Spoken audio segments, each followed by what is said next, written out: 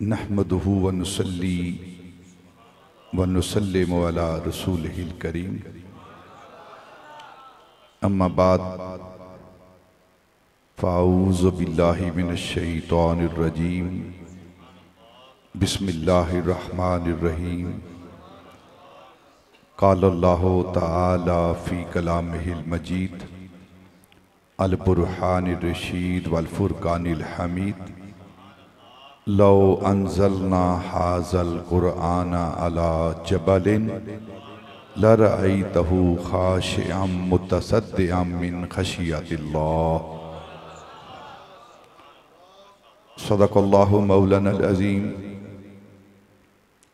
व सदक़ रसूलुहुन नबियुल करीम व नहनु अला ज़ालिका मिनश शाहिदीन व शाकिरीन वल्हम्दुलिल्लाहि रब्बिल आलमीन। व क़ालल्लाहु तआला फ़ी शान हबीबिही इन्नल्लाहा व मलाइकतहु युसल्लूना अलन नबी या अय्युहल्लज़ीना आमनू सल्लू अलैहि व सल्लिमू तस्लीमा। अस्सलातु वस्सलामु अलैका या सय्यदी या रसूलल्लाह व अला आलिका व सहाबिका या रहमतल लिल आलमीन। मुबारक बाद के मुस्तहिक हैं आज की इस महफिल के रूए रवां,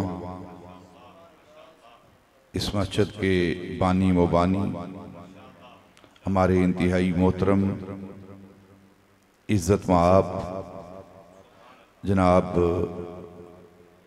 हाजी मोहम्मद इकबाल गिल, अल्लाह इनकी उम्र के अंदर सेहत के अंदर बरकत नाज़िल फरमाए। ये खूबसूरत मस्जिद और फिर इसका खूबसूरत इंतज़ाम ये हमारे इंतहाई मोहतरम हाजी साहब का हुस्ने इंतज़ाम है। अल्लाह ताला इनको सेहत व आफियत वाली ज़िंदगी अता फरमाए और इसी तरह ये दीन मतीन की मसाजिद की खिदमत करते रहें और अल्लाह इनसे ये काम लेता रहे। इस कार खैर में, इन नेक कामों में इनके साहबजादगान, मेरी मुराद हमारे इंतहाई मोहतरम इज़्ज़त माब जनाब चौधरी मोहम्मद तारिक मुजद्दी, चौधरी मोहम्मद काशिफ गिल मुजद्दी और फिर इनके दूसरे भाई जो यहाँ तमाम मौजूद हैं और जहाँ मौजूद नहीं हैं बैरून मुल्क, मेरी मुराद मोहम्मद आमिर मुजद्दी, चौधरी मोहम्मद आमिर गिल मुजद्दी, ये तमाम भाई अल्लाह रब्बुल इज़्ज़त ने इनको ये तौफीक बख्शी है कि हम वक्त ये दीन मतीन की खिदमत करते रहते हैं, मसाजिद की खिदमत करते हैं, मदारस की खिदमत करते हैं। अल्लाह ताला इनके इल्म में, अमल में, माल में, इज़्ज़त में, आबरू में इजाफ़ा फरमाए और इनके माल जान इज़्ज़त आबरू की हिफाजत फरमाए। जितने भी अहबाब यहाँ तशरीफ़ रवा हैं सब के लिए दुआ गो हूँ। अल्लाह ताला सबको दीन दुनिया की नेमतें बरकतें अता फरमाए और माह रमज़ान मुबारक के अनवार व तजल्लियात हमारे शामिल हाल फरमाए। बिल्कुल इख्तिसार के साथ चंद बातें आपकी खिदमत में अर्ज करूँगा। आज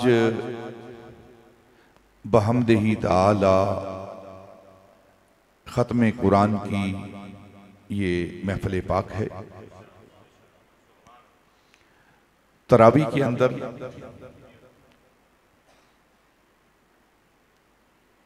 कारी साहब ने कुरान पाक को सुनाया और आपने उस कुरान को सुना। ये जहाँ कुरान पाक पढ़ा जाता है, जहाँ तिलावत कुरान होती है, उस जगह का मर्तबा और मकाम क्या है, उस जगह की शान क्या है। जिस तरह हम रात के वक्त आसमान की तरफ देखते हैं और आसमान पर चमकते हुए सितारे नजर आते हैं, हम जमीन वाले जब आसमान की तरफ अपनी नजरें उठाते हैं तो जिस तरह हमें आसमान के ऊपर चमकते हुए सितारे, रोशन सितारे, नूर भरे सितारे नजर आते हैं, इसी तरह जब आसमान वाले जमीन की तरफ देखते हैं तो जिन जगहों में खत्म कुरान होता है, कुरान की तलावत होती है, वो जगह उसी तरह नूर भरी नजर आती हैं, नूर भरी नजर आती हैं। गोया आज आसमान वाले जब जमीन पर देख रहे हैं तो ये मस्जिद, ये जगह जहां खत्म कुरान हुआ है, वहां एक नूर भरा मंजर है, क्योंकि एक कुरान नूर है और जिस हस्ती पर यह कुरान नाजिल हुआ है वो भी नूर है।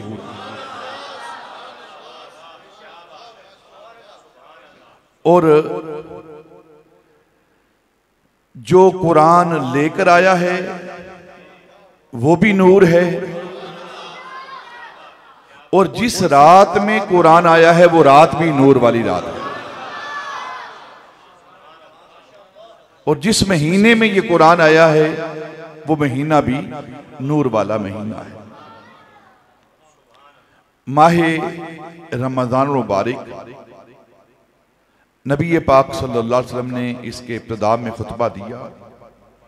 हजरत सलमान फारसी रज़ी अल्लाह ताला अन्हु आप फरमाते हैं कि शाबान के आखिरी जुम्मे को नबी पाक ने खुतबा दिया। खुतबा क्या दिया? नबी पाक ने फरमाया कद अज़ल्लकुम शहरुन अज़ीमुन, शहरुन मुबारकुन, शहरुन फीहे लैलतुन खैरुम मिन अल्फ़े शहर। नबी पाक ने फरमाया कि तुम पर एक महीना जलवा फिक्र होने वाला है, एक माह आने वाला है, ये मुबारक महीना है, ये बरकत वाला महीना है, और उस महीने के अंदर एक रात है, फीहे लैलतुन, एक रात है जो 1000 महीनों से बेहतर है, 1000 महीनों से बेहतर है एक रात, वो महीना। और फिर आपने फरमाया शाहरु सब्र, ये महीना सब्र का महीना है। और फिर आपने नबी पाक सल्लल्लाहु अलैहि वसल्लम ने फरमाया कि ये वो महीना है कि जिस माह मुबारक के अंदर अल्लाह रब्बुल इज़्ज़त ने कुरान को नाज़िल किया है, कुरान को नाज़िल किया है। और फिर नबी पाक ने फरमाया कि ये वो महीना है माह रमज़ान जिसके अंदर आज हम ये दिन गुजार रहे हैं, रातें गुजार रहे हैं। ये शारे मबासात है, शारे मबासात, मबासात का महीना है। इस महीने की कदर व कीमत क्या है, इसका मर्तबा और मकाम क्या है? जब माह रमजान की पहली रात आती है, पहली रात आती है तो अल्लाह रब्बुल इज़्ज़त अपने महबूब के उम्मतियों को नजरे रहमत से देखता है, नजरे रहमत से देखता है। और जिस पर एक बार अल्लाह अपनी नजरे रहमत फरमा दे उस पर नारे जहन्नम को हराम कर देता है। और फिर नबी पाक ने फरमाया कि इस माह के एक एक दिन की, एक रात की कीमत क्या है कि हर रात के बदले में अल्लाह रब्बुल इज़्ज़त 10 लाख लोगों की बख्शिश फरमाता है। 10 लाख लोगों की हर रात के बदले में। ये वो दिन है जिन्हें हम आम समझ रहे हैं, आम दिन समझ रहे हैं। 10 लाख बंदों की हर रोज बख्शिश फरमाता है। और पूरा महीना जितने लोगों की अल्लाह रब्बुल इज्जत बख्शिश फरमाता है, उतनी तादाद में जो एक रात आती है ना, एक रात जिसे हम लैलतुल कद्र कहते हैं, उस एक रात के अंदर अल्लाह रब्बुल इज्जत उतने लोगों की बख्शिश फरमाता है जितनी पूरी महीने के अंदर बख्शिश हुई है। और फिर जितनी सारी बख्शिश पूरे महीने में हुई है, जब माह रमजान का आखिरी रोजा होता है, आखिरी रात आती है, तो उस आखिरी रात में अल्लाह रब्बुल इज्जत उतनी बख्शिश फरमाता है। ये बख्शिश का महीना है, रहमत का महीना है, नुज़ूले कुरान का महीना है। सिंपल सादी बात कि जिस रात के अंदर कुरान नाज़िल हो, जिस रात के अंदर कुरान नाज़िल हो और जिस खुश नसीब को वो रात मिल जाए, जिस खुश नसीब को वो रात मिल जाए, तो उस खुश नसीब के लिए वो एक रात 1000 महीनों से बेहतर है। जिसमें कुरान नाज़िल हो, जिस रात में कुरान आए, जिस रात में कुरान आए, उस रात की शान ये है कि वो रात 1000 महीनों से बेहतर है। और जिस रात में साहिबे कुरान आए, जिस रात में साहिबे नबी पाक की जात जिन पर कुरान नाज़िल हुआ है, जिस रात में वो आए, तो उस रात की कदर व कीमत क्या होगी, क्या मर्तबा मकाम होगा। ये कुरान पाक के नुज़ूल की रात है, लैलतुल कद्र। और नबी पाक सल्लल्लाहु अलैहि वसल्लम ने फरमाया कि माह रमज़ान के आखिरी अशरे की ताक रातों के अंदर इस रात को तलाश करो। आखिरी अशरे की ताक रातों में, ताक रातें कौन सी हैं? 21वीं रात, 23वीं रात, 25वीं रात, 27वीं रात और 29वीं रात। ये ताक रातें हैं जिस रातों के अंदर नबी पाक ने लैलतुल कद्र को तलाश करने का हुक्म दिया है कि तुम तलाश करो। जिसको वो रात मिल जाती है तो उसके लिए वो 1000 महीनों से 1000 महीनों जितनी नहीं पढ़े ना, लैलतुल कद्र खैरुम मिन अल्फ शहर, मिन अल्फ शहर, 1000 महीनों जितनी नहीं, 1000 महीनों से ज्यादा वो रात उस बंदे के लिए अफजल आला मर्तबा मुकाम रखने वाली वो रात है। इस रात में कुरान नाज़िल हुआ है। और जहां खत्म कुरान होता है, जहां कुरान पाक मुकम्मल किया जाता है, आप देखते हैं कि जब शाबान का महीना आता है या इससे कबल जो अयाम आते हैं, तो मदारस के अंदर खत्म बुखारी होता है, खत्म बुखारी होता है। इश्तिहार देखते हैं सारे मदारस के अंदर, जो दरस निज़ामी के मदारस है ना, वहां खत्म बुखारी की तकरीब होती है। और तमाम के तमाम इस बात पर मुत्तफिक हैं, कोई भी मकतबा फिक्र हो, जो जो खत्म बुखारी करते हैं उनका ये ज़ीन है, उनका ये गुमान है, उनकी ये सोच है, उनका ये ईमान है कि जहां खत्म बुखारी होता है, जहां बुखारी शरीफ पढ़कर ख़त्म की जाती है, उस महफिल में जो दुआ की जाती है वो कबूल होती है। जो दुआ की जाती है वो कबूल होती है। जब ख़त्म बुखारी की महफिल तकरीब करना जायज़ है, जब ख़त्म बुखारी की तकरीब करना जायज़ है, तो ख़त्म कुरान की तकरीब नाजायज़ क्यों है? और जब बुखारी की तकरीब में दुआ कबूल होती है, तो जिस महफिल में ख़त्म कुरान हो उसमें दुआ कबूल क्यों नहीं होती? ये वो महफिल है जो कबूलियत की दुआओं की महफिल है, जहां दुआएं कबूल होती हैं। ये वो महफिल पाक है। नबी पाक सल्लल्लाहु अलैहि वसल्लम की हदीस पाक है, आपने फरमाया कि जब माह रमज़ान आता है तो अल्लाह रब्बुल इज़्ज़त अपने फरिश्तों को हुक्म देता है, मलाइका को हुक्म देता है कि ए फरिश्तों, मेरे मलाइका, सारे काम छोड़ दो, सारे काम छोड़ दो, जो जो ड्यूटी मैंने आपकी लगाई हुई है। और फरिश्ते ड्यूटी पर मामूर हैं, जो ड्यूटी अल्लाह ने लगा दी है उस पर वो मामूर है, वही काम करते रहते हैं।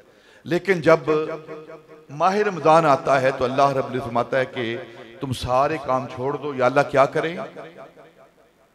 तो अल्लाह फरमाता है कि मेरे महबूब के उम्मती रोजेदार सारा दिन रोजा रख के, अब शाम का वक्त है, इंतजार कर रहे हैं रोजे की इफ्तारी का, और वो दिल के अंदर, दिमाग के अंदर, जुबान पर दुआएं आ रही हैं। तो तुम ऐसे करो कि जब मेरे महबूब के रोजेदार उम्मती अफ्तारी के वक्त हाथ उठाएंगे दुआ के लिए, तो तुमने क्या करना है, तुम बाकी की सारी ड्यूटियां छोड़ दो। जब वो रोजेदार दुआ करेंगे तो तुमने उनकी दुआओं पर आमीन कहनी है, तुमने उनकी दुआओं पर आमीन कहना है।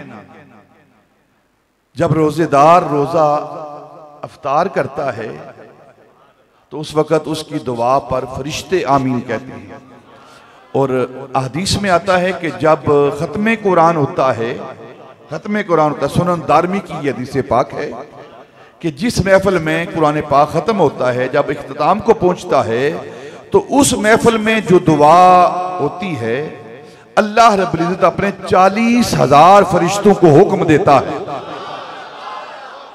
40,000 फरिश्तों को हुक्म देता है कि तुम वहां जाओ, मेरे महबूब की उम्मती रोजा रखकर रात को तरावी पढ़ के वो कुरान सुनते रहे हैं, कुरान पढ़ते रहे हैं। आज खत्मे कुरान हुआ है और जो जो वो दुआ मांगेंगे मैं रब उन्हें अता फरमाऊंगा। ये आम दिन नहीं है, आम दिन नहीं है, ये कबूलियत के दिन है, ये कबूलियत के दिन है। और ये कुरान क्या है और रमजान क्या है? अल्लाह फरमाता है शहरु रमजान अल्लज़ी उन्ज़िला फ़ीहिल कुरान, इन दोनों का आपस में बड़ा जोड़ है, कुरान का और रमजान का, क्योंकि कुरान के अंदर रमजान आया है और रमजान के अंदर कुरान आया है, आपस में बड़ा जोड़ है। अल्लाह रब्बुल इज़्ज़त ने हजरत मूसा कलीमुल्लाह को वाही की, वाही क्या की? हजरत मूसा कलीमुल्लाह हैं, अल्लाह से कलाम करने वाले। कलीम का मतलब कलाम करने वाले, अल्लाह से कलाम करने वाले हैं, अल्लाह से कलाम करते थे। तो मूसा अलैहिस्सलाम ने अल्लाह की बारगाह में कलाम किया, अल्लाह ने मूसा के साथ कलाम किया, या अल्लाह, ए तूने मेरी उम्मत को बड़ी इज्जतें अता की हैं, बड़ी शानें अता की हैं। बनी इसराइल, कौम मूसा, आसमान से इनके लिए तू दस्तरखान भेजता रहा है, बड़े नाज नखरे उठाता रहा है। तो इस मेरी उम्मत के अलावा भी तूने किसी पर कोई इतना इनाम किया है, इतनी शानें किसी को दी हैं? तो अल्लाह ने फरमाया मूसा तू ठीक कह रहा है, मैंने तेरे सदके में तेरी उम्मत पर बड़े इनाम किए। एक बात यहां समाप्त कर लें, अल्लाह की बारगाह में जो सबसे मकबूल महबूब कौम थी ना, अल्लाह की बारगाह में जो सबसे महबूब कौम थी, उम्मत थी, वो कौम मूसा थी, वो कौम मूसा थी, ठीक है, वो कौम मूसा थी। जो जो कौम कहती रही है ना, जो जो कौम कहती रही है, पढ़ें आप इस कौम के अहवाल को पढ़ें, जो जो कौम कहती रही है, मूसा अल्लाह की बारगाह में अर्ज करता रहा है, अल्लाह उस कौम को अता करता रहा है। इतनी ये पसंदीदा कौम थी ये, जिन्हें यहूदी कहा जाता है। लेकिन ये जो कुरान पाक पढ़ते हैं ना, सूरह फातिहा, गैरिल मग़दूब अलैहिम, ये जो गैर मग़दूब है ना, जो जिन पर गज़ब हुआ है, जिन पर गज़ब हुआ है, ये कौम यहूद है। और जो दाल है, जो गुमराह है, वो ईसाई है, वो ईसाई। इन पर ये गज़ब क्यों हुआ है? इन पर गज़ब क्यों हुआ है? इतनी महबूब कौम, और फिर गज़ब क्यों हुआ है? क्योंकि इन्होंने अपने मूसा को, अपने नबी को झुटलाया है, नबी को झुटलाया है। तो बस जिस नबी के सबब इन पर करम होते थे, उसी नबी को छोड़ने की वजह से इन पर गज़ब हो रहा है। तो अल्लाह ने फरमाया, मूसा ने कहा कि या अल्लाह, मेरी उम्मत के अलावा भी कोई ऐसी उम्मत है नबियों में से जिस पर तू इतना इनाम करता है, इतना करम करता है, तूने मेरी उम्मत को बहुत सारी चीजें अता की हैं। तो अल्लाह ने फरमाया मूसा को वाही की, मूसा तू कलीमुल्लाह है, तेरी उम्मत मुझे बड़ी महबूब है, बड़ी अच्छी है, लेकिन एक बात करता हूं, तू कलीमुल्लाह है तो मैं अपने हबीब की बात करता हूं तुझसे, अपने हबीब की बात करता हूं, और हबीब की बात नहीं करता, अपने हबीब की उम्मत की बात करता हूं, अपने हबीब की उम्मत की बात करता हूं। तेरे नजदीक, तेरे गुमान के मुताबिक तेरी उम्मत बड़ी आला है, औला है, लेकिन मैं अल्लाह तुम्हें बताता हूं, मेरे महबूब की उम्मत भी है। आदम अलैहिस्सलाम से लेकर तुझ तक, और तुझ से लेकर ईसा अलैहिस्सलाम तक, सारे मेरे नबी जो आएंगे। और अगर आप सीरत पढ़े ना, अंबिया की सीरत, उनका मुताला करें, हजरत मूसा अलैहिस्सलाम से लेकर हजरत ईसा अलैहिस्सलाम तक 80,000 अंबिया आए हैं। कितने? 80,000 अंबिया आए हैं। हजरत मूसा और हजरत ईसा अलैहिस्सलाम के दरमियान जो वक्त है, उस वक्त में 80,000 अंबिया आए, 80,000 उम्मतें हुई हैं। ठीक है। और कितनी उम्मतें हैं? 1 लाख।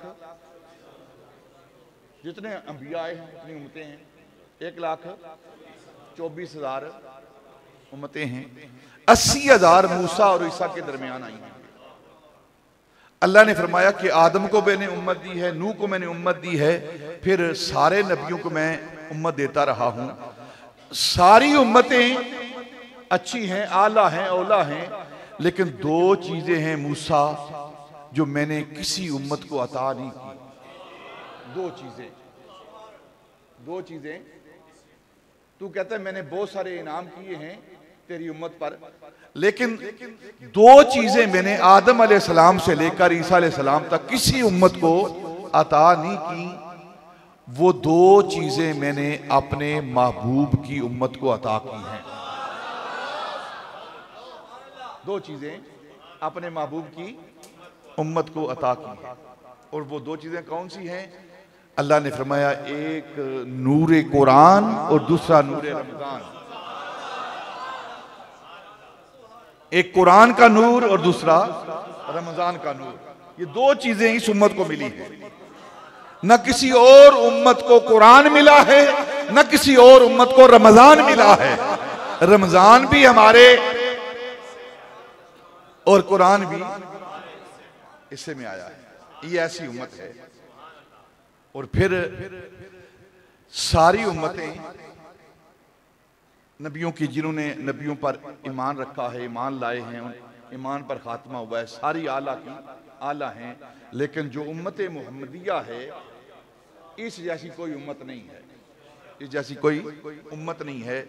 जिस तरह हमारे रसूल जैसा कोई नबी और रसूल नहीं, इसी तरह नबी पाक की उम्मत जैसी कोई उम्मत नहीं। इस उम्मत की शान क्या है, एक और बात अर्ज कर देता हूं। मूसा अलैहिस्सलाम ने अल्लाह की बारगाह में जब कलाम किया ना, कोहे तूर पर तशरीफ ले गए, अल्लाह से हम कलाम हुए, रब्बे आरेनी, ए अल्लाह मुझे अपना आप दिखा। ये नहीं कहा कि मैं देखना चाहता हूं, ये तर्जुमा नहीं है इसका कि मैं तुझे देखना चाहता हूं। ए अल्लाह तू मुझे दिखा अपना आप, क्योंकि किसी बशर के अंदर ये ताकत नहीं है, किसी मखलूक के अंदर ये ताकत नहीं कि वो अपनी ताकत से अल्लाह रब्बुल इज्जत का नजारा कर सके। हाँ, अगर अल्लाह किसी को अपना दीदार कराए तो वो कादिर है। ये इस आयत के अंदर ये जवाब है इस बात का। रब्बे आ रही, ए अल्लाह मुझे अपना आप दिखा। एक मकतबा फिक्र है, एक थॉट है, एक सोच है कि अल्लाह का दीदार नामुमकिन है, कोई भी नहीं कर सकता, एक सोच है। लेकिन अगर वो कुरान को मानते हो, जो कुरान नबी पाक पर नाज़िल हुआ है, जिसके 30 पारे हैं पहले दिन से, 40 नहीं, वो अगर कुरान को पढ़ें तो कुरान जवाब देगा कि मूसा अलैहिस्सलाम ने सवाल किया, अल्लाह ने जवाब दिया, और इसी जवाब के अंदर जो अल्लाह ने दिया है तुम्हारे इस नजरिए का रद्द है। एक पूरी सोच है, पढ़ने वाले जानने वाले जानते हैं। अल्लाह ने फरमाया लन तरानी,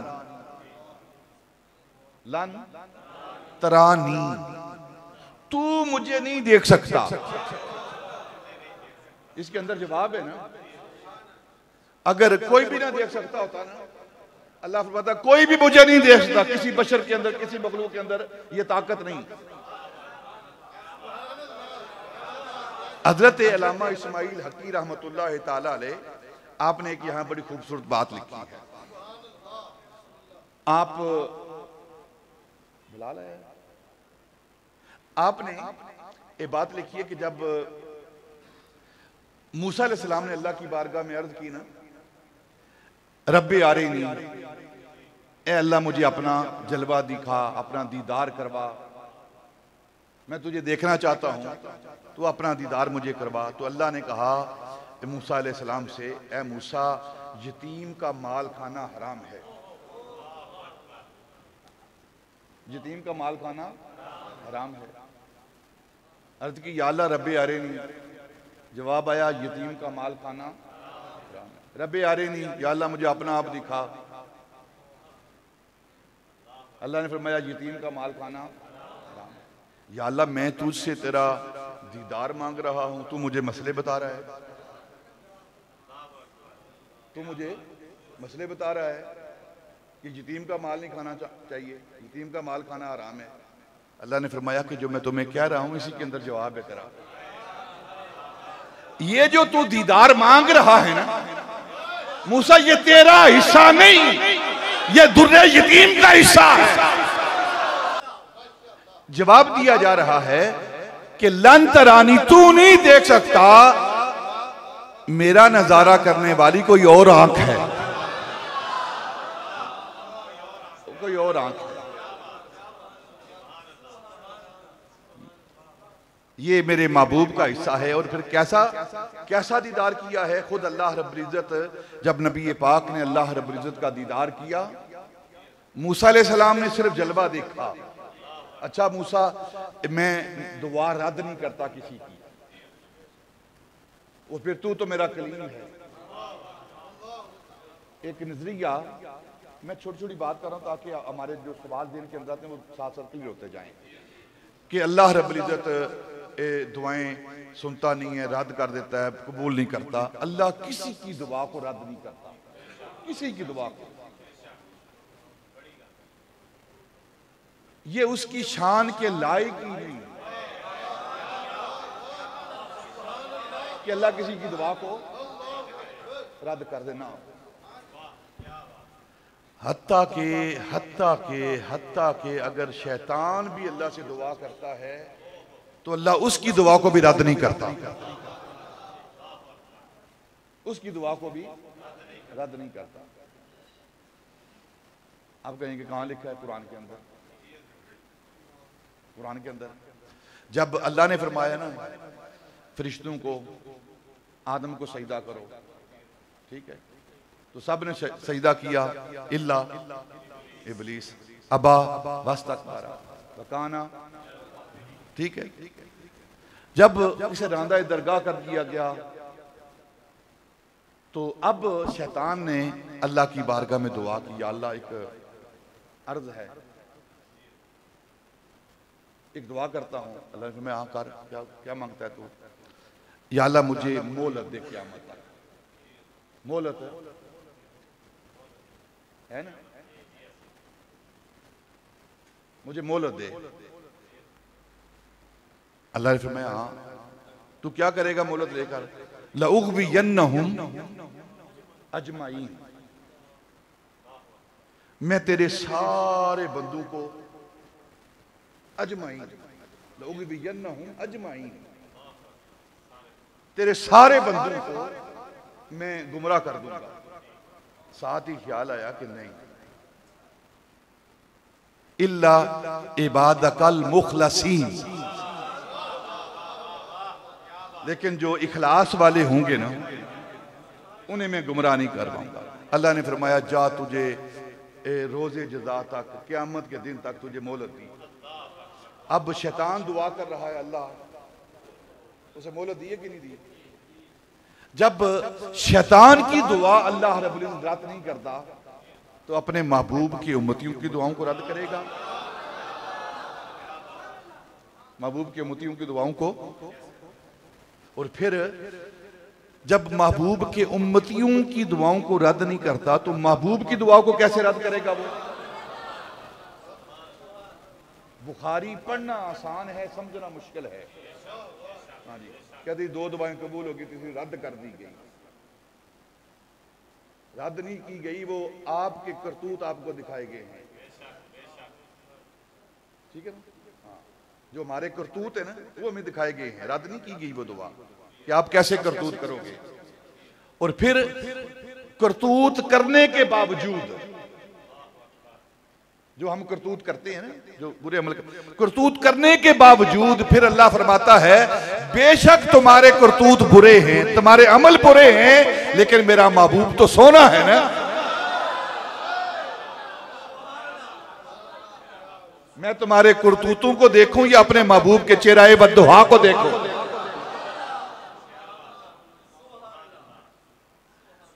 मूसा अलैहिस्सलाम ने अल्लाह की बारगाह में दुआ की, रब्बे अरिनी, अर्ज की, फरमाया लन तरानी, तू नहीं देख सकता, मेरे देखने के लिए, मेरे नज़ारे के लिए कोई और है। अब मूसा अलैहिस्सलाम ने अपने दिल के अंदर ये सोचा कि चलो नज़ारा ना सही, दीदार ना सही, कलाम को लंबा करते हैं, कलाम को लंबा करते हैं। ये देखते नहीं अपने नौजवान बच्चों को, सारी सारी रात फोन पे कलाम हो रहा होता है ना, हो रहा है ना। जब ये जो दुनिया का मजाजी इश्क है ना, इसमें जो मगन होता है उसको वक्त की कदर और कीमत का पता नहीं चलता, और वक्त कैसे गुजर जाता है, सारी रात गुजर गई कलाम करते करते। सर्दी की रातों में बाहर थड़े पे बैठा हुआ है, कलाम कर रहा है, तो जो महबूब हकीकी के साथ कलाम करता है,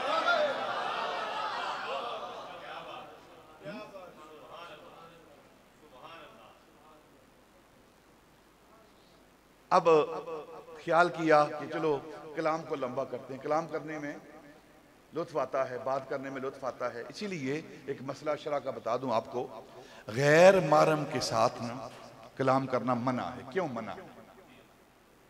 गैर महरम के साथ कलाम करना मना है।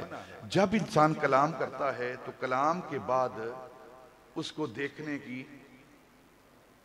तमन्ना होती है बंदे की, इसको देखो तो सही, अब जिसकी आवाज इतनी सोनी है वो खुद कितना सोना होगा, ठीक है। और जब इंसान देख लेता है, उसको देख लेता है, फिर उसके कुर्ब की तमन्ना करता है, और जब कुर्ब की तमन्ना होती है तो फिर जब कुर्ब होता है तो फिर एक गुनाह की तरफ इंसान जाता है। तो पहले दिन से ही जो बुनियाद है ना बुराई की, वो इस्लाम ने मना कर दी है। कि ना बुनियाद हो, ना जड़ हो, ना दरख्त। अब मूसा अलैहिस्सलाम ने अल्लाह की बारगाह में कलाम करना चाहा, कलाम को लंबा करना चाहा, तो अल्लाह के साथ कलाम किया। या अल्लाह, एक बात तुझे करनी है। फरमाया हाँ करो, तुम मेरे कलीम हो, करो। या अल्लाह, एक बात पूछना चाहता हूं, इस वक्त तू मुझसे, मैं कोई तूर पर हूं, कोई तूर पर हूं, इस वक्त तू ये बता कि जितना कुर्ब तूने मुझे अता किया है, इतना किसी और को भी तूने कभी अता किया या करेगा? तू मेरे साथ बात कर रहा है, हम कलाम है, तो इतना कुर्ब तूने किसी और को भी अता किया है? अल्लाह फरमाता है, ए मूसा कलीमुल्लाह, मेरे महबूब, मेरे कलीम, मेरे प्यारे, मेरे पैगंबर, मेरे नबी, मेरे रसूल, तू बड़ा प्यारा है, बड़ा प्यारा है, कलीम है। मैं अपने महबूब की बात नहीं करता, मेरा एक यार है, मतलाउल अनवार है, सिर्रुल असरार है, मक्के का शहर यार है, मदीने का ताजदार है, इस उम्मत का गमहार है, अहमद मुख्तार है। मैं उस महबूब की बात नहीं करता, उस महबूब की उम्मत की बात करता हूं। सुभान अल्लाह, सुभान अल्लाह। तू ये सोच रहा है इस वक्त तू बड़ा मेरे करीब है, बड़ा कुर्ब है तेरे और मेरे दरमियान। मूसा सुन, मेरे महबूब और मेरे दरमियान कितना कुर्ब होगा ये तो बाद में बात करते हैं ना। मेरे महबूब की उम्मत जो है उसकी शान क्या है कि माह रमजान होगा, सारा दिन वो उम्मत रोजादार, रोजा रख के, भूख को बर्दाश्त करके, प्यास बर्दाश्त करके, अपनी हर चीज को छोड़कर, शाम का वक्त होगा, दस्तरखान लगा हुआ है, तरह तरह के खाने सजे हुए हैं, मशरूबात लगे हुए हैं, और उसकी आंखें दस्तरखान पर हैं और कान अजान की तरफ है, कान अजान की तरफ है।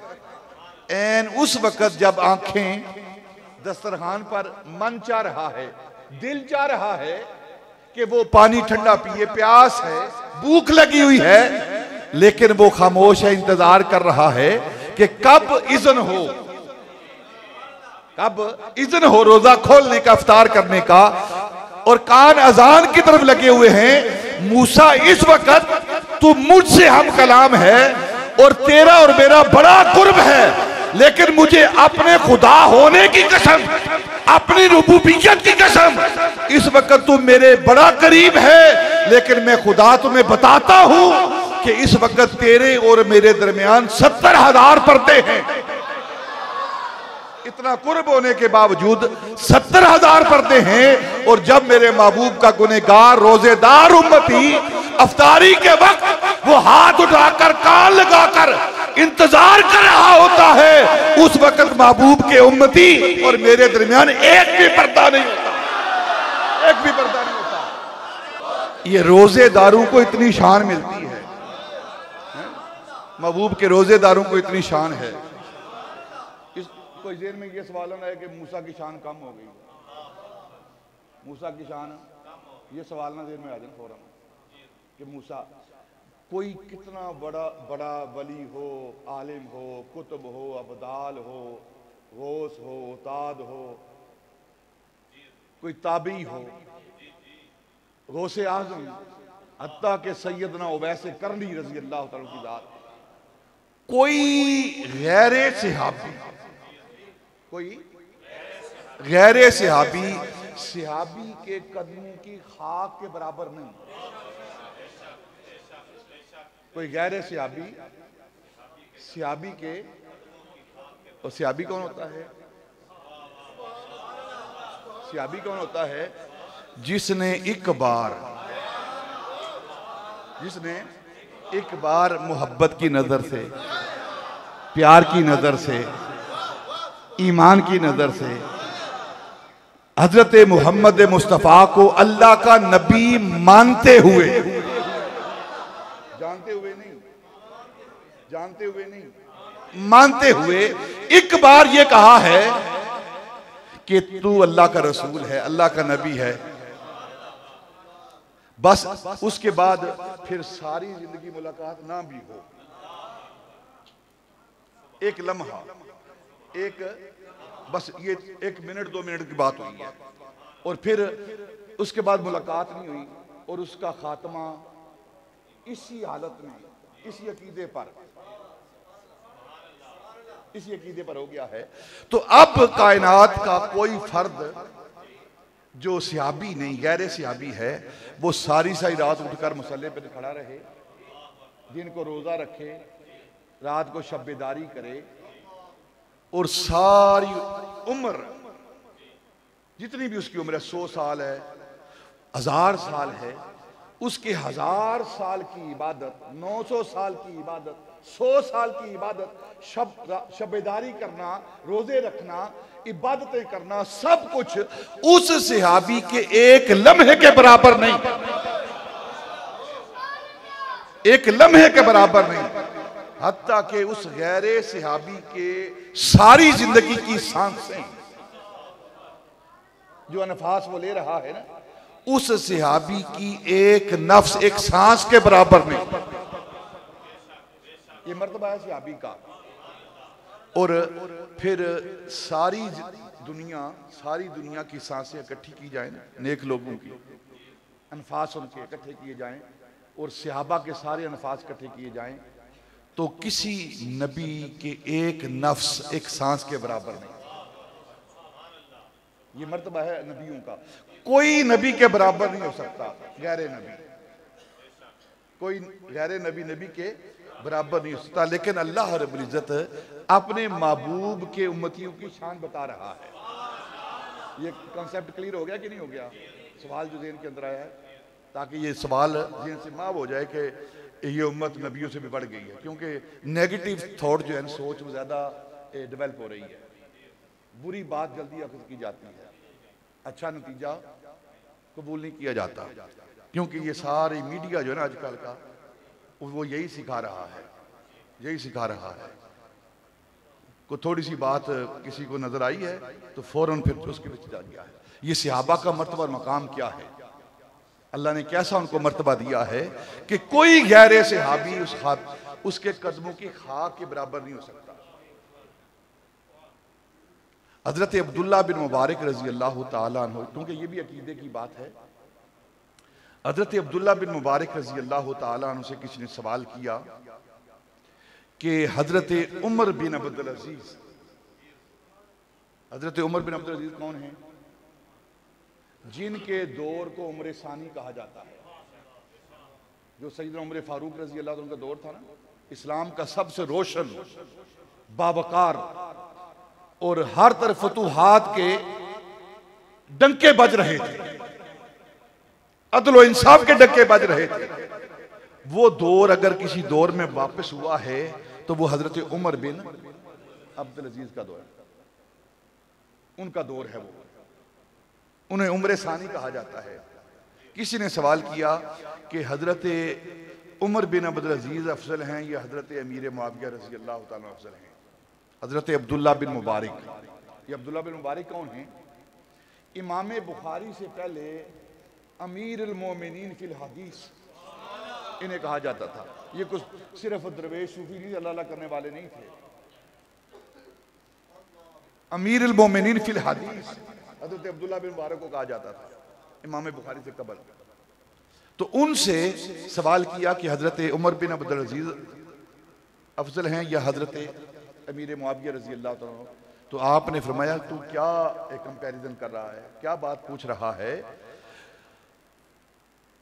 हजरत अमीर मुआविया रजी अल्लाह तआला अन्हु के घोड़ों के सुम्मों के साथ जो खाक लगती है ना, खाक लगती है, वो खाक भी उमर बिन अब्दुल अजीज से अफजल है।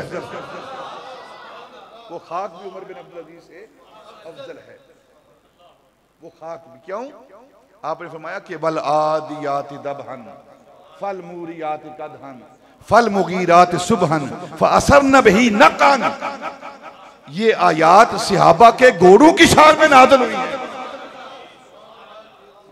अल्लाह तो उन घोड़ों के सुम्मू के साथ जो खाक लगती है और वो उनके सुम जो हैं वो पत्थर के साथ टकरा कर जो चंगारियां निकलती हैं, अल्लाह उनकी कसमें उठा रहा है, उनकी कसमें उठा रहा है। तो अल्लाह ने फरमाया कि मेरे महबूब की उम्मत रोजेदार जब वो रोजे की हालत में अफ्तारी के वक्त बैठे होते हैं तो उस वक्त जो दुआ करते अल्लाह दुआ कबूल करते। और मेरा कुर्ब कितना होता है कि उनके और मेरे दरमियान कोई हिजाब नहीं रहता, हिजाब नहीं रहता। ये वो वक्त है, ये वो दिन है हमारे पास जो अल्लाह ने हमें अता किए हैं। और शरी मसला भी सुन लें कि एक बंदा अगर जानबूझकर माह रमजान का रोजा छोड़ दे, माह रमजान का जानबूझकर, बगैर किसी उधर के, बगैर किसी उधर के, और उसके बदले में, उसके बदले में अगर वो सारी उम्र रोजे रखे, नफली रोजे रखे, सारी उम्र नफली रोजे रखे, सारी उम्र, तो सारी उम्र के रोजे उसके रमजान के एक रोजे के पासकू भी नहीं बराबर, बड़ी दूर की बात है ना। बड़ी आसानी के साथ जी काम करना है, काम करना है, शुगर है। हालांकि जो पढ़े लिखे लोग हैं, मेडिकल साइंस का मुताला करने वाले हैं, डॉक्टर मशवरे ये देते हैं, बल्कि आजकल तो ये आम जो डॉक्टर हैं वो कह रहे हैं, जो पढ़े लिखे डॉक्टर हैं, कि हफ्ते में कम से कम 2 दिन रोजा रखना चाहिए। आम डॉक्टर, ये आप मेडिकल साइंस को पढ़ लें, डॉक्टर को पढ़ लें, हफ्ते में 2 दिन रोजा रखना चाहिए। और कम से कम 12-13 घंटे आप अपने मैदे को खाली रखें रोजाना की बुनियाद पर। हम तो किसी वक्त भी खाली नहीं रखते इसको, 24 घंटे, पहला अंदर ही ऊपर फिर और डाला है, दूसरा अंदर फिर और डाला है, कभी शरबत का जग, कभी दूध सोडे का जग, कभी बर्गर, कभी पिज्जा, कभी मैकडोनल्ड, कभी फिर कढ़ाई, फिर उसके ऊपर सैमन अपनी बोतल, ठक ठक ठक, तकबीर, वाह वाह सुभान अल्लाह, वे यार यार कैसा मजा है। ठीक है, अब बस कर, तो रोजा जो है वो बगैर वजह का काम करना है जी, काम करना है, तो रोजा छोड़ दिया। काम को छोड़ दें, रोजा ना छोड़ें।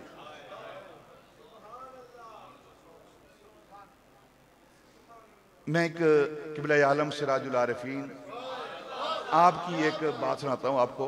आप बड़े सख्त बीमार थे, बहुत सख्त, आखिरी अयाम में ना, तो आपकी जिंदगी का आखिरी रमजान था, और शुगर चेक करने के लिए क्या होता था, यहाँ से ना हम खींच के खून को, यहाँ से ऊपर से, अक्सर तो यहाँ करते हैं ना चेक करने के लिए, शुगर चेक करने के लिए यहाँ से खींचा जाता था खून को, फिर इकट्ठा करके खून यहाँ लाया जाता था, फिर शुगर चेक करते थे। ये हालत थी बीमारी की। तो मैंने एक दिन अर्ज की हजूर के अल्लाह ने जब हमें छुट्टी दी है, रुख्सत दी है कि तुम बीमार हो, मुसाफिर हो, तो रोज़ा ना रखो। तो आप बीमार हैं, रोज़ा ना रखें। फ़िक़्ह की किताबें इजाज़त देती हैं, हदीस में इजाज़त देती है, कुरान इजाज़त देता है, तो आप रोज़ा ना रखें। तो मुझे फरमाने लगे हाँ मैंने भी 2 किताबें पढ़ी हुई हैं। देखो आज उनकी सारी कैसी है। आज के लोग पढ़े लिखे कोई नहीं होते, लेकिन अपने साथ अल्लामा, शेखुल हदीस, शेखुल कुरान, और जो असल लोग हैं वो आज इनकी सारी का पैकर होते हैं। कहते मैंने भी 2 किताबें पढ़ी हुई यार। किसे मालूम कि अगला साल रमजान मिले ना मिले। तो इन दिनों को हम गनीमत जाने। चलो जो गुजर गया उसको छोड़े ना, उससे माफी मांग लें, लेकिन जो अगले दिन आ रहे हैं बिला वजह रोजा ना छोड़ें, रोजा रखें, रोजा ना छोड़ें। ये वो दिन हैं, ये वो औकात हैं। ज्यादा से ज्यादा क्या होगा, आपने रोजा रखा है, एंड क्या होगा, मर जाएंगे, यही होगा ना। तो इससे अच्छी क्या बात है, वैसे नहीं मरना, बंदा किसी सिर चढ़ के मरे ना, किसी सिर चढ़ के मरे, या अल्लाह मैंने रोजा रखा था, तूने हुक्म दिया था, मैंने तेरा हुक्म नहीं तोड़ा, रोजा नहीं छोड़ा, अपनी जान दे दी है। अल्लाह फरमाएगा अच्छा अगर तू मेरे लिए जान दे रहा है ना, तो फिर मैं तेरी जान को ऐसा महफूज करूंगा, जा जन्नत के अंदर जा, हमेशा के लिए जिंदा रह। ये वो दिन है रोजा रखने के, छोड़ने वाले दिन नहीं है ये कि छोटी छोटी वजह से रोजा छोड़ रहे हैं, काम करना जी रोजा छोड़ रहे हैं।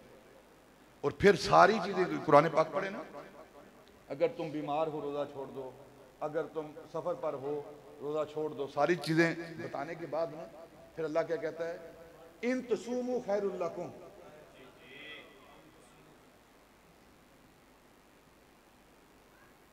जब अकेला जुम्मा पढ़ेंगे फिर ना होगा।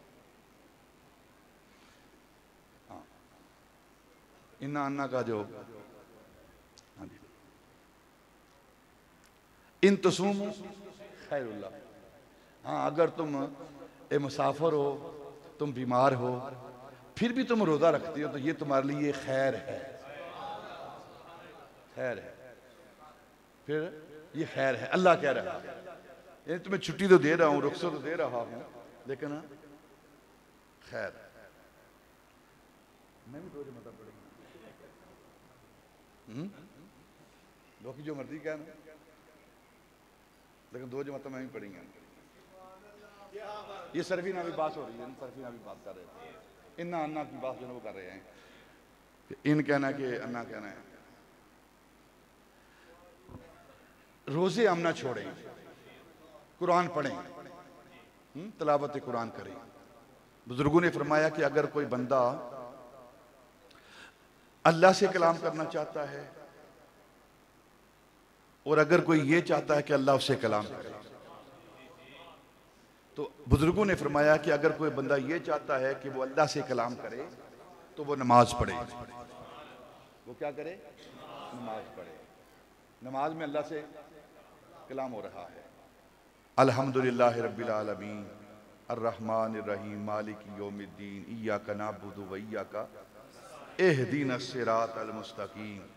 कलाम हो रहा है ना, या अल्लाह तू हमें सीधा रास्ता कायम रख, सिरातल लज़ीना अनअमता अलैहिम गैरिल मग़दूबि अलैहिम वलद्दालीन।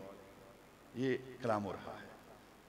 और जब कोई ये चाहे कि अल्लाह मुझसे कलाम करे, मुझसे कलाम करे, तो वो अल्लाह का कुरान पढ़े। ये कुरान कलामुल्लाह है, ये कुरान कलामुल्लाह है, अल्लाह का कलाम है।